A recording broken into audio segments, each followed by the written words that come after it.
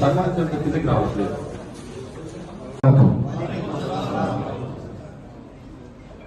మొదటి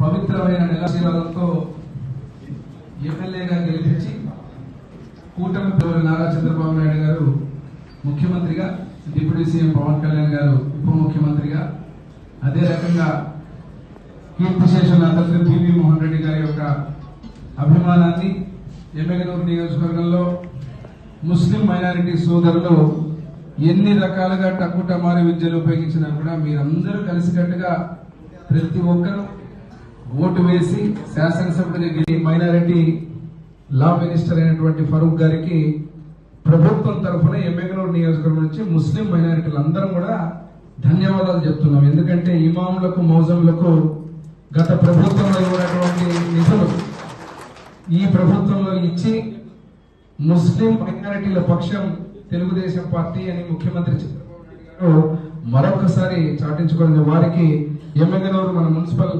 కౌన్సిల్ హాల్లో కూర్చున్నాం. ఈరోజు చాలా మంది ఉన్నాం కాబట్టి వారికి ఎమ్మెగనూరు నియోజకవర్గం ముస్లిం మైనారిటీ సోదరులందరి తరఫు నుంచి కూడా ప్రత్యేకంగా చప్పట్లతో ధన్యవాదాలు తెలపాల్సిందిగా మనం కోరుతున్నాం. మరి ఈరోజు మొట్టమొదటి అంశం వచ్చినప్పుడు రంజాన్